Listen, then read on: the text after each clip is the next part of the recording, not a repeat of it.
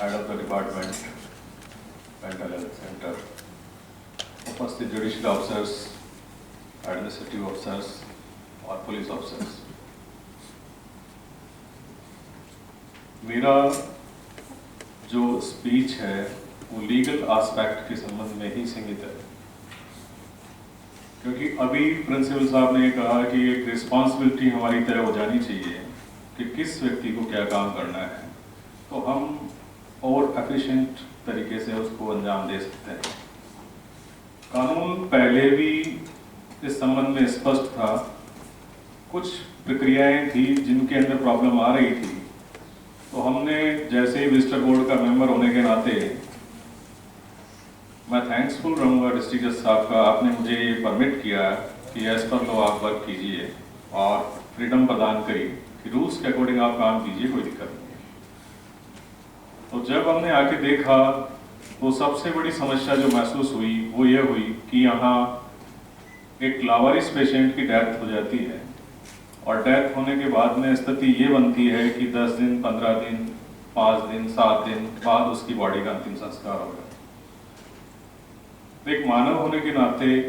और हमारे में अगर संवेदनाएं विद्यमान है तो ये एक बहुत पीड़ादायक स्थिति है कि जिसका इस दुनिया में कोई नहीं है और हम इतने बड़े एडमिनिस्ट्रेशन को लेके चल रहे हैं। सिर्फ एक प्रक्रिया की अनभिज्ञता कि हमको ये पता नहीं है कि किस व्यक्ति को क्या काम करना है, उसमें टाइम लग रहा था लगातार। विजिटर बोर्ड के अंदर वो जब उसका इंस्पेक्शन हमने फर्स्ट मीटिंग किया, उसके एक दिन पहले ही एक पेशेंट की डेथ हुई थी और डेथ होने के बाद में माननीय राजस्थान उच्च न्यायालय द्वारा इस संबंध में प्रसंज्ञान लिया गया कि इस व्यक्ति का अंतिम संस्कार किन कारणों से नहीं किया जा रहा है और इसमें कौन रिस्पॉन्सिबल पर्सन है उसके बारे में इंक्वायरी करके हमको रिपोर्ट किया जाए। जब इस संबंध में हमने पूरा प्रोसीजर चेक किया और देखा तो पता चला कि इसमें विलंब होने का कोई कारण नहीं था, सिर्फ इतना सा कारण था कि हम उस प्रोसीजर को नहीं अडॉप्ट कर पा रहे थे जो हमारे पास ऑलरेडी अवेलेबल था। फर्स्ट विजिटर बोर्ड की मीटिंग में कोलवाल साहब ने भी ये बताया कि साहब हमको इस संबंध में स्पष्ट प्रक्रिया की जानकारी का अभाव है। तो आज मैं ये कहूंगा कि हम सभी लोग जो डिस्ट्रिक्ट में रिस्पॉन्सिबल हैं इन कामों के लिए एक जगह एकत्र हैं। तो पुराना एक्ट जो था वो रिपील हो गया और नया एक्ट हमारे सामने आ गया। तो नए एक्ट में एक पुलिस ऑफिसर को क्या करना है मेंटल इल लोगों के लिए, जुडिशियल ऑफिसर्स को क्या करना है और किस प्रकार से हम कोऑर्डिनेट करके वर्क करेंगे जिससे कभी इस प्रकार की प्रॉब्लम क्रिएट ना होगी कि ये लीगली हमको ये प्रॉब्लम क्रिएट हो सकती है किसी को लेकर के, वो स्थिति ना बनेगी। अभी जो नया एक्ट आया है, नए एक्ट के अकॉर्डिंग ये पोजीशन है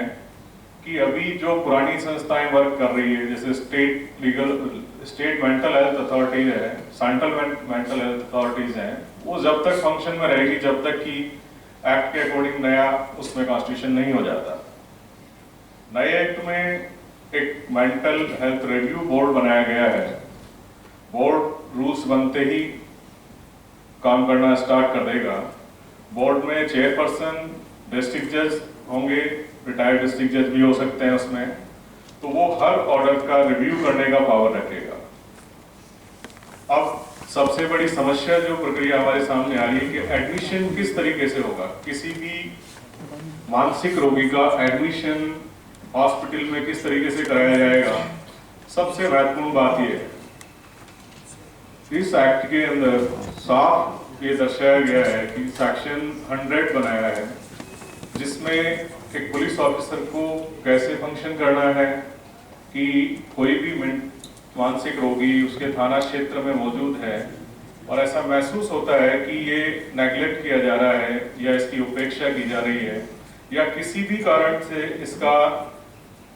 कोई जो पेरेंट्स हैं या अटेंडेंट है, चाहे फाइनेंशियल कमी के कारण या वो अशिक्षित हैं, जानते नहीं है कि क्या इसका इलाज संभव भी है या नहीं है। मानसिक रोगों के संबंध में सबसे बड़ी समस्या ये है कि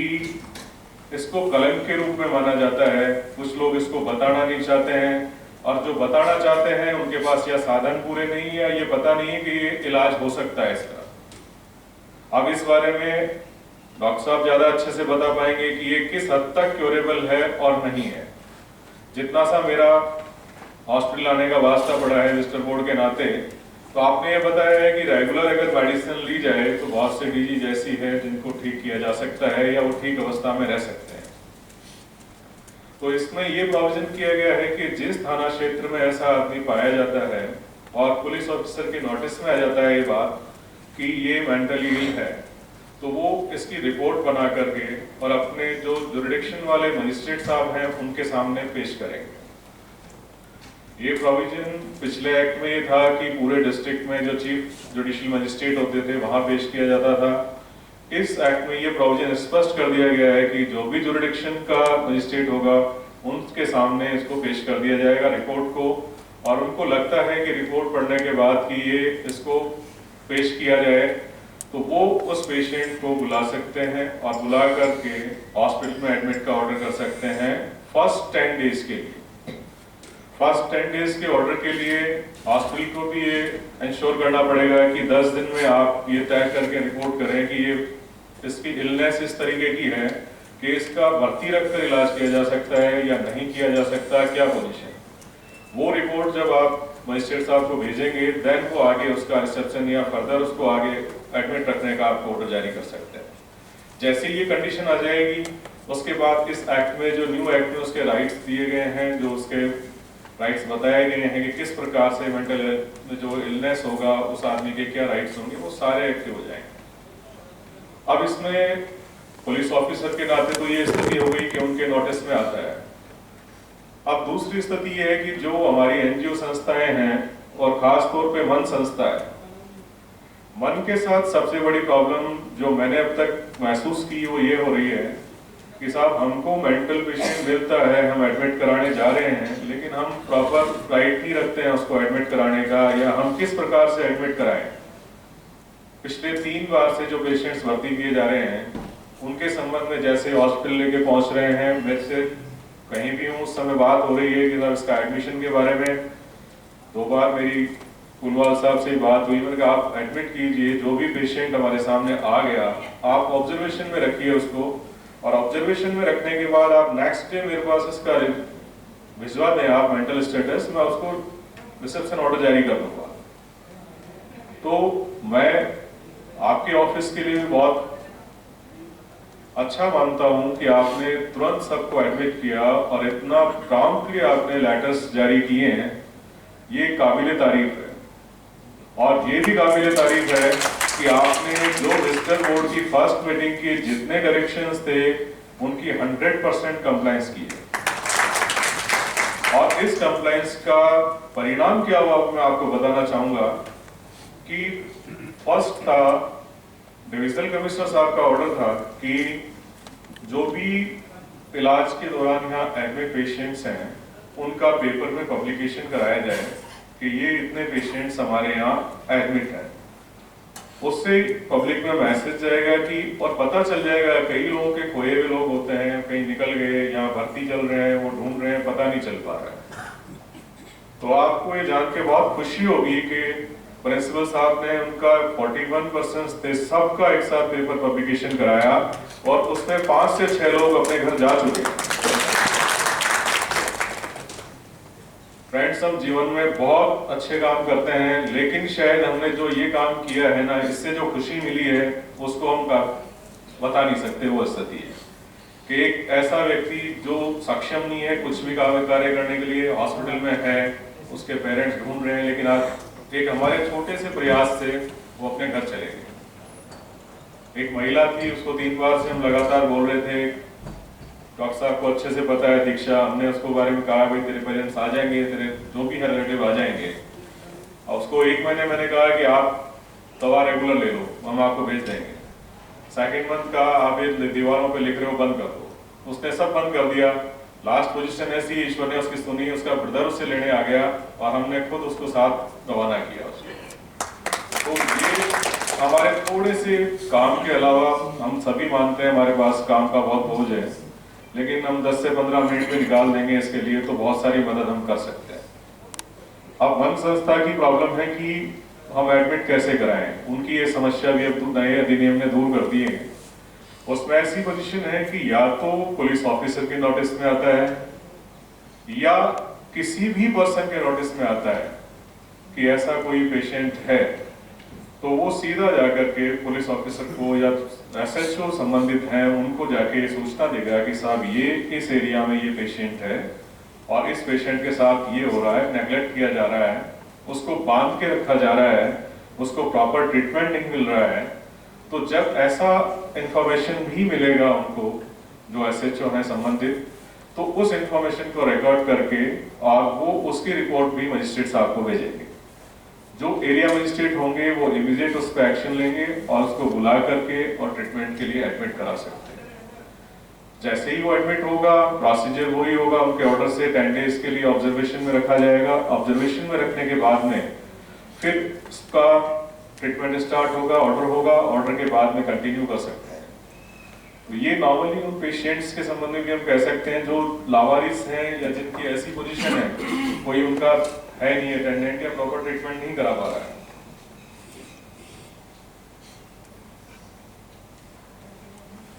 अब कोर्ट में अगर ये क्वेश्चन है कि कोई पेशेंट मानसिक रोगी है या नहीं है, तो इसके संबंध में भी नए एक्ट में प्रोविजन किया है कि वो बोर्ड से इस संबंध में ओपिनियन ले सकता है। जो बोर्ड बनेगा वो बोर्ड कई डिस्ट्रिक्ट्स को मिलाकर भी एक बन सकता है और अलग अलग डिस्ट्रिक्ट्स का भी एक बन सकता है।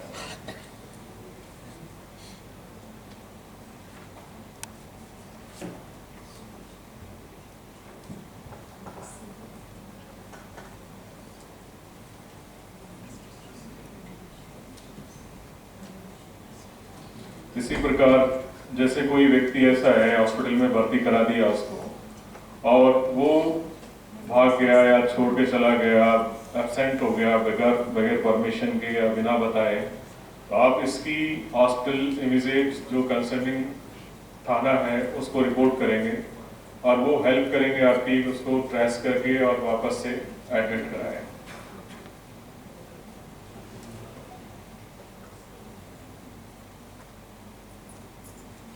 अब पुलिस ऑफिसर के सामने एक बात और है कि जैसे आपने किसी मेंटल पेशेंट को पकड़ लिया जिसकी ऐसी पोजीशन है कि बहुत वो एग्रेसिव है, खुद को क्षतिकारित करेगा या किसी दूसरे लोगों को क्षतिकारित करेगा, तो आप इमीडिएट उसे अपनी अभिरक्षा में ले सकते हैं। लेकिन अभिरक्षा में आप 24 आवर्स से ज़्यादा नहीं रख सकते उसको, और स्ट्रिक्टली ये उसमें कहा गया है कि आप उसको किसी भी कंडीशन में लॉकअप में नहीं रखेंगे। तो ये नोट करने वाली पोजीशन है कि अधिनियम हमको ये कहता है कि आपको मिलता है आप रखिए और कोशिश करिए कि इमीडिएट आप कंसर्निंग मजिस्ट्रेट के सामने ले जाके उसको पेश कर दें।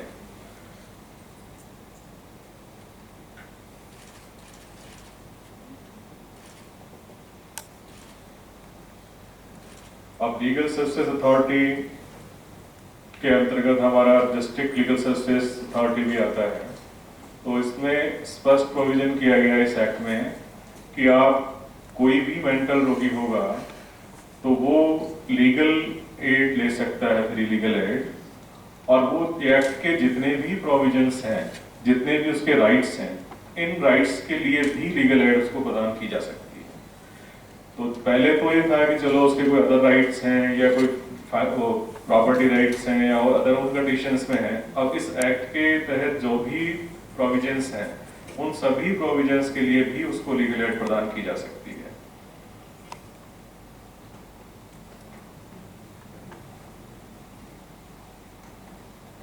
इस अधिनियम में राइट्स बहुत बताए गए हैं उसके, तो हम ये सोचते हैं कि एक मेंटली इल पेशेंट किस प्रकार से अपने राइट्स को काम में ले पाएगा, जबकि उसकी विकृत होने के कारण ऐसी अवस्था है कि वो खुद का ही ठीक से लुक आफ्टर नहीं कर सकता। तो एक्ट में प्रोविजन किया है कि एक नॉमिनेटेड पर्सन होगा, वो कोई भी हो सकता है, वो कोई एनजीओ भी हो सकता है, उसका अटेंडेंट भी हो सकता है। तो उसके जितने राइट्स हैं उन राइट्स के अकॉर्डिंग रूल्स जैसे ही फ्रेम होकर हमारे सामने आएंगे तो हम और डिटेल में इसका एक बार वर्कशॉप रख के पूरे रूल्स भी डिस्कस करेंगे। तो अभी जो मुख्य रूप से हमारे सामने प्रॉब्लम्स आ सकती है या आ रही थी, उनका सॉल्यूशन इसमें पूरी तरह से दिया गया है। अब मेंटल पेशेंट की जो डेथ के बाद उसके अंतिम संस्कार वाली पोजीशन हमने बताई, ये एक्ट फिर इस बारे में साइलेंट रहता है कि अगर ऐसी कंडीशन बनती है तो क्या होगा। हम पहले जब आए, जब भी यही पोजीशन थी कि ऐसी कंडीशन में हम क्या करेंगे। इस कंडीशन में साफ है कि जो कार्य पहले चल रहा था वो अलग अलग स्टेप वाइज था, बस उसमें टाइम जरूर लग रहा था, रिस्पॉन्सिबिलिटी तय नहीं थी। आज की डेट में हमने रिस्पॉन्सिबिलिटी तय कर दी है और ये तय कर दिया है कि आज अगर किसी पेशेंट की डेथ होती है और उसका इंफॉर्मेशन प्रिंसिपल साहब के पास जाता है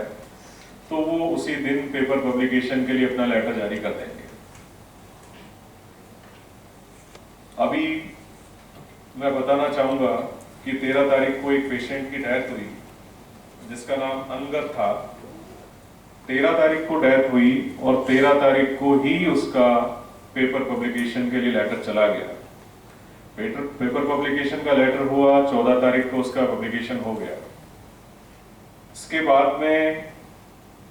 अब ड्यूटी बनती है कि हम पोस्टमार्टम वाले पार्ट पर पहुंचे कि पोस्टमार्टम के बाद उसका अंतिम संस्कार होगा। 13 तारीख की डेथ का इंफॉर्मेशन मेरे पास मॉर्निंग में आया। 14 तारीख को इमीडिएट जब पेपर हमने देख लिया था तो इस कंप्लायंस की रिक्वायरमेंट नहीं थी कि इसको पेपर पब्लिकेशन अभी होना है। हमने उसका सीधा ये ऑर्डर किया है कि आप इसका पंचनामा बनवा के पोस्टमार्टम करके और इसका अंतिम संस्कार या तो नगर निगम के जो इलेक्ट्रिक